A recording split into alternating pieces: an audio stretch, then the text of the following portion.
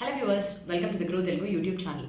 ఎప్పటికప్పుడు మేము వీడియోస్ మీ ముందుకు తీసుకొస్తూ ప్రతి దాంట్లోని ఏదో ఒక విధంగా ఎస్ఐపి సిస్టమాటిక్ ఇన్వెస్ట్మెంట్ ప్లానింగ్ యొక్క విశేషాల గురించి, దాని యొక్క లాభాల గురించి అండ్ మీకు అది ఎలా ఉపయోగపడుతుందని ఒక మంచి పెట్టుబడి చిట్కాగా చెప్తూనే వచ్చాం. అండ్ దానికి అన్నిటికన్నా ముఖ్యమైనది, మంచిగా మీరు క్రమశిక్షణతో కానీ చేసినట్టయితే ఎస్ఐపిస్ మీరు ఏదైతే సమయంలో సంపాదిస్తున్నారో మీ యొక్క డబ్బుని బాగా ఎన్నో రెట్లు పెంచుకునే విధంగా మేము తెలియపరిచాం.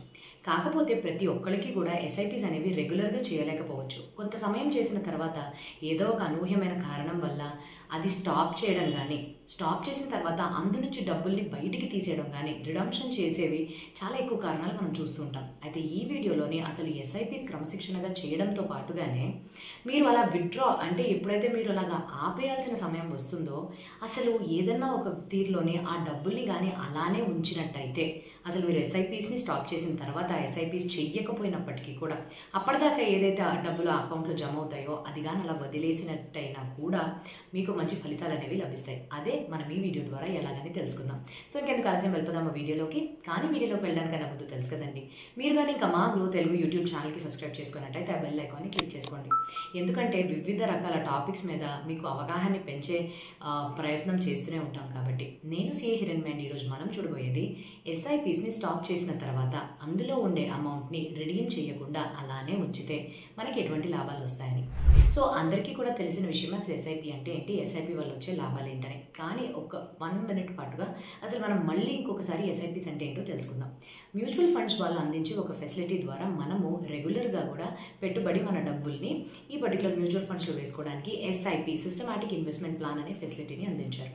అయితే ఈ పర్టికులర్ ఫెసిలిటీ ద్వారా మీరు అతి తక్కువైన 500 రూపాయల నుంచి కానీ, అయితే కొన్ని ఎస్ఐపిస్ వాళ్ళు ఇంకా 100 రూపీస్ నుంచి కూడా స్టార్ట్ చేయొచ్చు అని చెప్పారు. అంత అతి తక్కువ ఇన్వెస్ట్మెంట్ తోటి రోజువారీ కానీ, ప్రతి వారం కానీ, నెలల తరబడి ఆర్ ప్రతి నెల కానీ, లేకపోతే క్వార్టర్లీ బేసిస్లో కానీ ఒక ఫిక్స్డ్ అమౌంట్ని మీరు ఎస్ఐపిస్లో వేస్తారనమాట.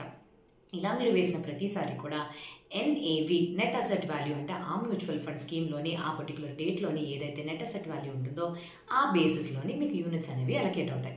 సో ఇదండి ఎస్ఐపి అనే పర్టికులర్ కాన్సెప్ట్. అయితే దీనివల్ల మనకు వచ్చే లాభాలు ఏంటి? 2. మొట్టమొదటిది power of compounding. So compounding అంటే నేను చెప్పినట్టుగానే సమ్మేళనం. మొదటి ₹1 ఖర్చు పెట్టి ₹1 సంపాదించడానికి చాలా వరకు మనం కష్టపడతాము. అదేదో చెప్పినట్టుగాను మొదటి ₹1,00,00,000ని మనము ఎంత కష్టపడి సంపాదిస్తామో దాని తర్వాత ఆ కోటినే ఇంకా 10 కోట్ల కింద అది మారే ఛాన్సెస్ అండ్ అక్కడి నుంచి చాలా సులువుగా ఉంటుంది జర్నీ అని చెప్తారు. అలానే మీరు ఏదైతే డబ్బుల్ని పెట్టుబడి చేస్తారో అది మొదటిసారి మనకు ఆదాయాన్ని తెచ్చిపెడుతుంది.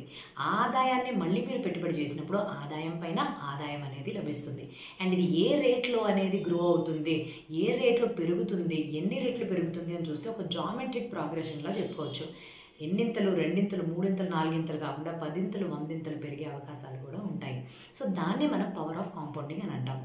సో ఒక చిన్న ఉదాహరణకి అసలు పవర్ ఆఫ్ కాంపౌండింగ్ ఎలా వర్క్ అవుద్ది అని అంటే, సో ఒక పర్టికులర్ పర్సన్ మిస్టర్ ఏ అనే ఆయన ప్రతి నెల 10,000 చొప్పున ఒక సంవత్సరం పాటుగా 1,20,000 ఈ మ్యూచువల్ ఫండ్స్లోని ఈ సంవత్సరం మొదలుకొని ఒక 30 సంవత్సరాల దాకా టార్గెట్ పెట్టి వేస్తున్నాడని అనుకుందాం.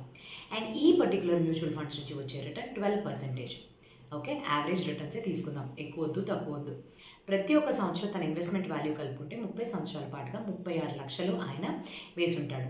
అయితే ఈ పర్టికులర్ 12% రిటర్న్ యావరేజ్ అయ్యి ఈ రిటర్న్స్ని అంటే మనకు వచ్చిన ఈ డబ్బుని ఎస్ఐపిస్ని అలా వేస్తూ వేస్తూ వేస్తూ అక్కడ జరిగే కాంపౌండింగ్లోని 30వ సంవత్సరంలోని మీకు లభించే మొత్తం కార్పస్ యొక్క విలువ 3,10,00,000.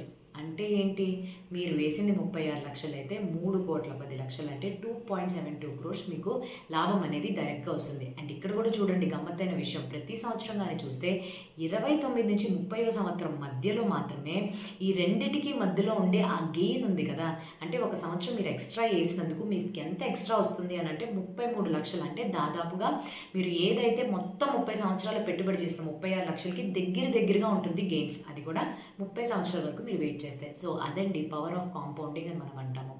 రెండవ బెనిఫిట్ ఏంటి అని అంటే మనకి rupee cost averaging. Rupee cost averaging గురించి మనకు తెలుసు. మార్కెట్ని మనం టైం చేయలేం.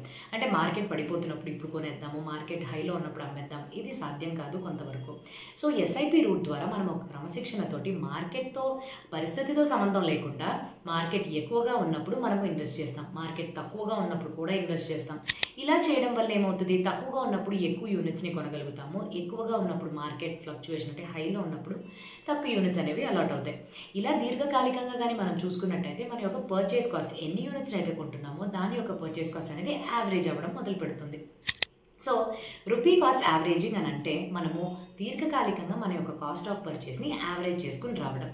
ఒక ఉదాహరణ చెప్తాను. మీ దగ్గర 24,000 ఉందని అనుకుందాం.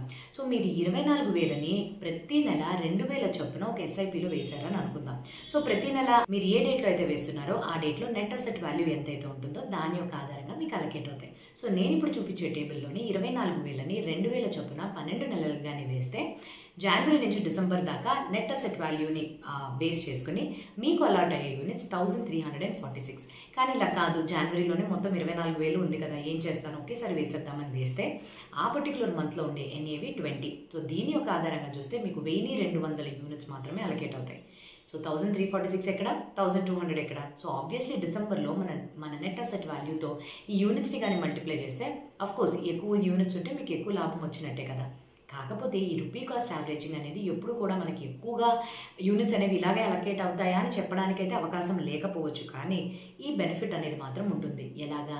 లాంగ్ టైంలో ఆర్ లాంగ్ టర్మ్‌లోని మీరు మార్కెట్‌ని టైం చేయకుండా అప్స్ అండ్ లోస్‌లో కూడా అదే విధంగా క్రమశిక్షణతో కొన్నారు అని అంటే మీ కాస్ట్ ఆఫ్ పర్చేస్ యావరేజ్ అయ్యి తగ్గుతుందన్నమాట.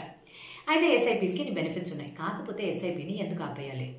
మనకి వివిధ రకాల విషయాలు అనేవి ఉండొచ్చు. ముఖ్యంగా మార్కెట్స్ ఎప్పుడైతే వాలటాలిటీకి గురై డౌన్ అయిపోతాయో మన పోర్ట్‌ఫోలియోస్ అన్నిటిని కూడా రెడ్ కలర్‌లో చూసి అరే వెంటనే తీసేద్దాము అనేది చాలామంది అంటే భయంతో చేసే విషయాలన్నమాట. అంటే తెలుసో తెలియకో అది పెరుగుతుంది అని మనం పేషెంట్‌గా వెయిట్ చేయకుండా ఎందుకులే ఇంకా పడిపోద్దేమో అని భయంతో తీసేస్తాం. రెండవది చాలా ఎమర్జెన్సీ అయిన విషయాలు గానీ, అనూహ్యమైన సమస్యలు ఇంట్లో వచ్చి పడినప్పుడు ఎక్కడా డబ్బులు లేకపోతే మనం వెంటనే ఇక్కడి నుంచి తీసేయడం మనం చూస్తాం. కాకపోతే ఇక్కడే నేను మీకు ఒక చిన్న చిట్కా చెప్పాలి అని అనుకుంటున్నా. ఎస్ఐపీస్‌ని ఎలాగైతే క్రమశిక్షణతో వేస్తారో అలా ఆపేయాల్సి వచ్చినప్పుడు, డబ్బులు కమిట్మెంట్స్ పెరిగినప్పుడు ఇందులోకి మీరు కేటాయించలేకపోతే ఇప్పటిదాకా వేసిందన్నా అలాగే వదిలేయండి. ఎందుకంటే నిపుణులు ఏమంటున్నారు తెలుసా? అలా వదిలేసి మీ యొక్క కార్పస్‌లు పెరగడమే మనం అందరం చూసాము. ఎవరికీ హాని అయితే జరగలేదు అని అంటున్నారు. అయితే ఇప్పుడు మనం ఒక సింపుల్ అయిన ఎగ్జాంపుల్ తోటి మన క్యాల్కులేటర్ అంటే గ్రో క్యాల్కులేటర్ తోటి అసలు ఒక పర్సన్ ఇద్దరు ఫ్రెండ్స్‌ని తీసుకుందాం, అర్జున్ అండ్ అఖిల్. ఇద్దరు కూడా మనం 20 సంవత్సరాల పాటుగా ఈ ఎస్ఐపీస్‌లో వేద్దాము. ఒక 12% రిటర్న్స్ వచ్చేలాగా పర్ మంత్ వేద్దాము. అది యావరేజ్ రిటర్న్ కదా. సో అలాగా ఈ ఇద్దరు ఫ్రెండ్స్ 20 సంవత్సరాల పాటుగా ప్రతి నెల 10,000 చొప్పున ఒక 12% రిటర్న్ వచ్చే మ్యూచువల్ ఫండ్స్‌లో పెడదామని ఆలోచించారు. అయితే అర్జున్ విషయానికి ఏమైంది? 10 సంవత్సరాలు ఆయన వేసిన తర్వాత అంటే దాదాపుగా 22 లక్షల వరకు ఇన్వెస్ట్మెంట్స్ చేసిన తర్వాత ఆయన దగ్గర డబ్బులు లేకపోవడం, కమిట్మెంట్స్ పెరగడంతో ఆయన ఆపేయడం జరిగింది. కానీ అర్జున్ ఏం చేశాడు? నెక్స్ట్ వచ్చే 10 సంవత్సరాలకి అలానే ఆ 22 లక్షల్ని వదిలేశాడు కార్పస్ ఎస్ఐపీస్ యొక్క మ్యూచువల్ ఫండ్స్‌లో. అయితే 20 సంవత్సరాలు దాటేపాటికి ఆ ఎండ్‌లో గాని చూస్తే 22 లక్షలు కాస్త 69 లక్షలుగా మారింది. ఇటు సైడ్ చూస్తేనేమో అఖిల్ ఈయన చాలా క్రమశిక్షణతో ఎటువంటి విషయాలు, ఎటువంటి సమస్యలు వచ్చినా లేదు నేను అలాగే చేస్తాను అని అంటూ డబ్బుల్ని అలాగే ప్రతి నెల 10,000 చొప్పున 20 సంవత్సరాల పాటుగా ఆ 12% రిటర్న్ యావరేజ్‌గా వచ్చే ఆ మ్యూచువల్ ఫండ్స్‌లో అయితే పెట్టారు. అయితే ఇతనికి ఎంత వచ్చింది తెలుసా? 20 సంవత్సరాల తర్వాత దాదాపుగా 92 లక్షలు వచ్చినాయి అనమాట. సో వీళ్ళిద్దరి మధ్యన తేడా ఎంత ఉంది? 23 లక్షలు. సో ఇక్కడ అర్జున్ చేసిన మంచి పని ఏంటి? ఆపేసాడు కానీ దాని నుంచి బయటికి తీసేయలేదు అమౌంట్.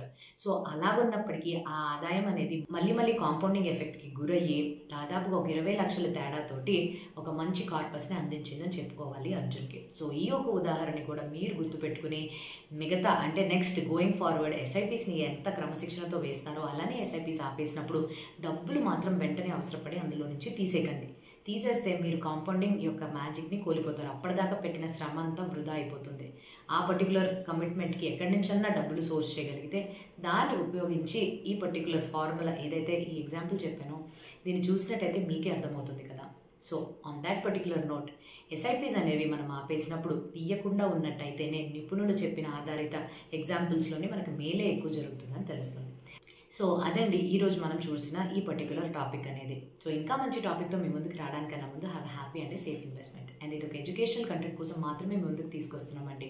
మేము ఇది చెప్పి మీరు ఇలాగే చేయాలనో ఎటువంటి రికమెండేషన్స్ అందించాలి అనేది అయితే మా ఉద్దేశం కాదు. Thank you.